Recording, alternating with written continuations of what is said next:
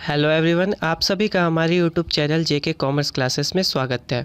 Business economics की इस video में हम बात करेंगे कॉन्सेप्ट्स ऑफ कॉस्ट के बारे में। तो आइए latest start our concepts of cost. सबसे पहले हम ये जानते हैं कि कॉस्ट या कॉस्ट ऑफ प्रोडक्शन क्या होती है। तो कॉस्ट वो सारे एक्सपेंसेस होती है जो प्रोडक्शन प्रोसेस में इनकर्ड होते हो, मतलब प्रोडक्ट को प्रोड्यूस करने में जो भी खर्चे लगते हैं या लागत लगती है उसे हम क्या बोलते हैं, कॉस्ट या कॉस्ट ऑफ प्रोडक्शन बोलते हैं।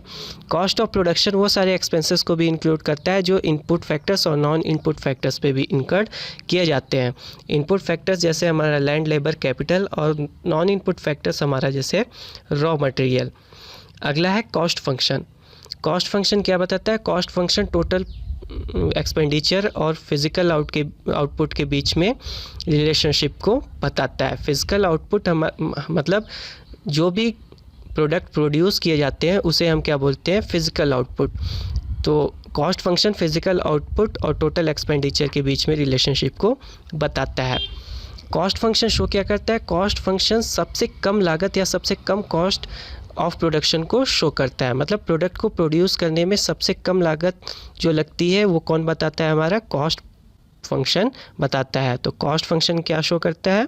लीस्ट कॉस्ट कॉम्बिनेशन को शो करता है। अब हम जानते हैं कि एक्सप्लिसिट कॉस्ट और इम्प्लिसिट कॉस्ट क्या होती है।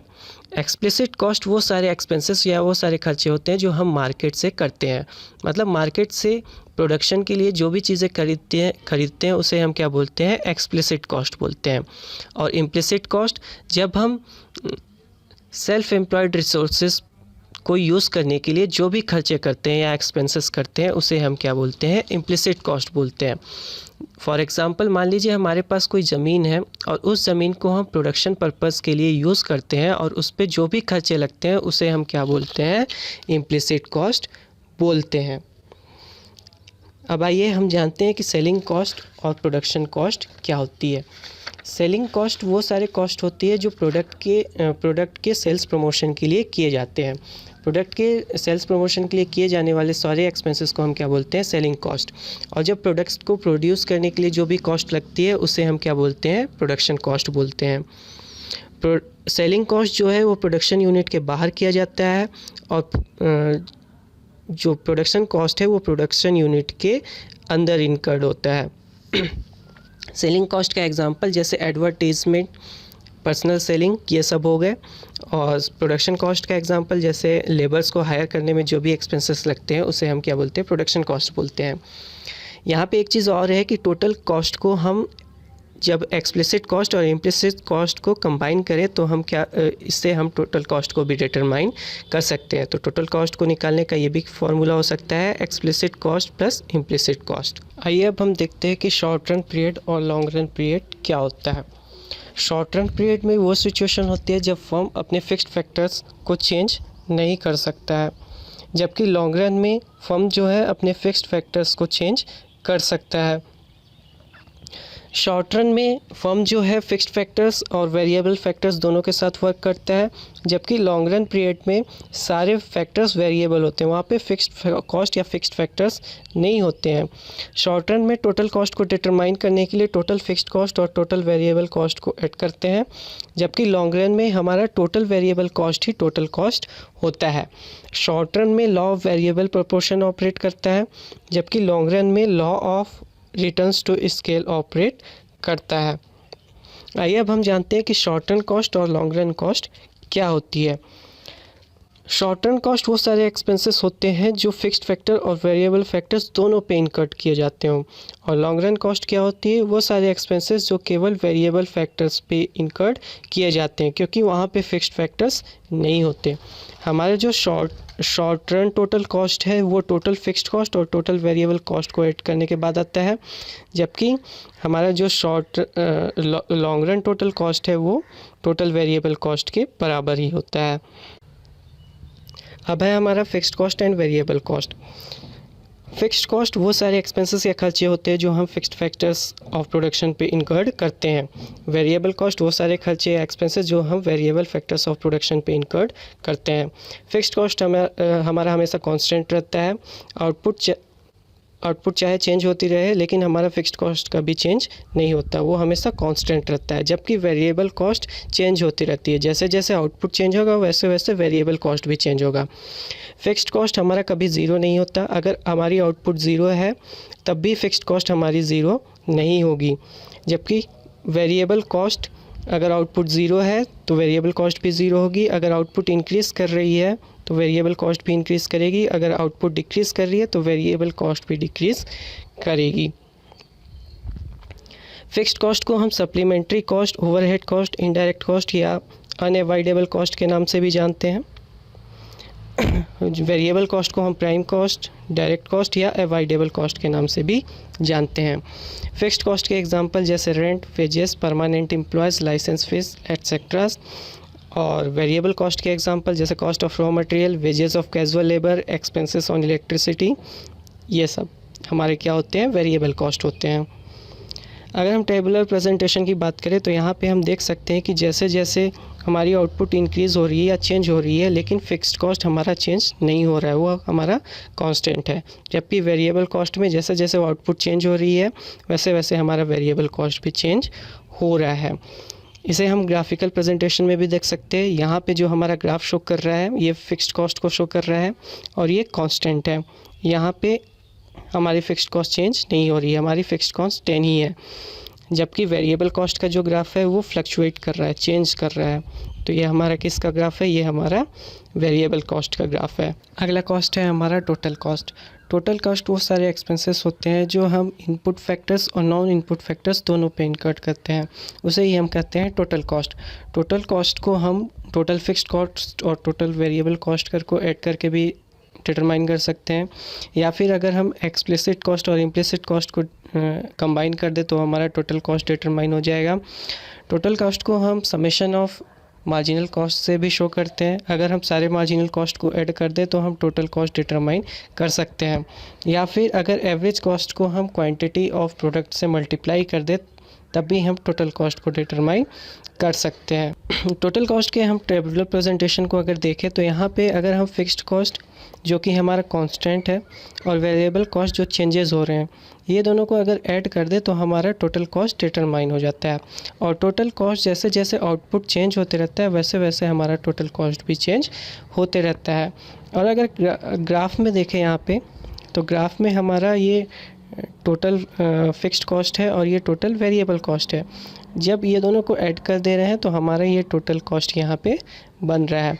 तो टोटल कॉस्ट भी हमारे यहाँ पे वेरिएट कर रहा है। तो इससे हम ये डिटरमाइन कर सकते हैं कि टोटल कॉस्ट जो हमारा है वो कांस्टेंट नहीं होता, वो आउटपुट के अकॉर्डिंग चेंज होते रहता है। अब है हमारा एवरेज कॉस्ट। एवरेज कॉस्ट क्या होता है, average cost cost per unit, एक यूनिट ऑफ प्रोडक्ट को बनाने के लिए जो भी एक्सपेंसेस होते हैं उसे हम एवरेज कॉस्ट कहते हैं। एवरेज कॉस्ट को अगर हम डिटरमाइन करना हो तो जब हम टोटल कॉस्ट को क्वांटिटी से डिवाइड कर दे तो हमारा एवरेज कॉस्ट डिटरमाइन हो जाता है। एवरेज कॉस्ट को हम एवरेज फिक्स्ड कॉस्ट और एवरेज वेरिएबल कॉस्ट को ऐड करके भी डिटरमाइन कर सकते हैं। यहाँ अगर हम टेबल में देखें तो ये हमारा टोटल कॉस्ट है और ये आउटपुट है, और जब यहाँ पे हम टोटल कॉस्ट को आउटपुट से डिवाइड कर रहे हैं तो हमारा एवरेज कॉस्ट डिटरमाइन हो रहा है। पहले हमारा एवरेज कॉस्ट इन्फिनाइट था क्योंकि हमने 10 को 0 से डिवाइड कर दिया, क्योंकि यहाँ पे हमारी आउटपुट 0 थी। और जब आउटपुट 0 हो तो हमारा फिक्स्ड कॉस्ट कांस्टेंट रहता है, तो फिक्स्ड कॉस्ट 10 था, fixed cost plus variable cost total cost, तो टोटल कॉस्ट 10 हुई। तो इससे हमारा क्या एवरेज कॉस्ट डिटरमाइन हो गया। तो यहाँ पे ये है एवरेज कॉस्ट हम डिटरमाइन। अब आइए देखते हैं एवरेज कॉस्ट कर्व को। हमारा जो एवरेज कॉस्ट कर्व होता है वो यू शेप्ड होता है because of law of variable proportion. Law of variable proportion की वजह से हमारा जो एवरेज कॉस्ट कर्व होता है वो यू शेप्ड में होता है। जब हमारा average cost curve downward sloping होता है तो यहाँ पे law of increasing returns apply होता है, और जहाँ पे एवरेज कॉस्ट मिनिमम होता है वहाँ पे law of constant return apply होता है, और जहाँ पे एवरेज कॉस्ट जब इंक्रीज़ करता है तो वहाँ पे law of diminishing return apply होता है। आइए अब हम जानते हैं कि एवरेज फिक्स्ड कॉस्ट और एवरेज वेरिएबल कॉस्ट क्या होता है। Fixed cost incurred on per unit of output produced ही हम क्या बोलते हैं, एवरेज फिक्स्ड कॉस्ट बोलते हैं। एक यूनिट ऑफ आउटपुट को प्रोड्यूस करने के लिए जितनी भी फिक्स्ड कॉस्ट लगती है उसे हम क्या बोलते हैं, एवरेज फिक्स्ड कॉस्ट बोलते हैं। जबकि एक यूनिट ऑफ आउटपुट को प्रोड्यूस करने के लिए जो भी वेरिएबल कॉस्ट लगती है उसे हम क्या बोलते हैं, एवरेज वेरिएबल कॉस्ट बोलते हैं।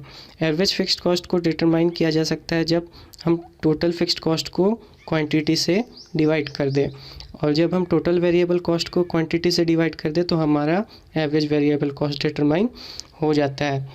यहाँ पे टेबल में हम देखें तो हमारी जो फिक्स्ड कॉस्ट है वो कांस्टेंट है और आउटपुट दी गई हुई है, और जब इस फिक्स्ड कॉस्ट को हम क्वांटिटी से डिवाइड कर देते हैं तो हमारा एवरेज फिक्स्ड कॉस्ट डिटरमाइन हो रहा है। यहाँ पे हमारा जो एवरेज फिक्स्ड कॉस्ट है वो लगातार डिक्रीज़ कर रहा है। लेकिन अगर हम एवरेज वेरिएबल कॉस्ट में देखें तो यहाँ पे हमारा वेरिएबल कॉस्ट दिया हुआ है और आउटपुट दी गई है। जब हम वेरिएबल कॉस्ट को आउटपुट से डिवाइड करते हैं तो हमारा एवरेज वेरिएबल कॉस्ट डिटरमाइन होता है, और यहाँ पे हमारी जो एवरेज वेरिएबल कॉस्ट है वो पहले डिक्रीज़ हो रही है, फिर एक समय में मिनिमम हो जाती है और फिर दोबारा इंक्रीज़ करने लगती है। तो इस वजह से हमारा जो एवरेज वेरिएबल कॉस्ट है उसका कर्व भी यू शेप्ड होता है, और यहाँ पे law of scale of returns apply हो रहा है।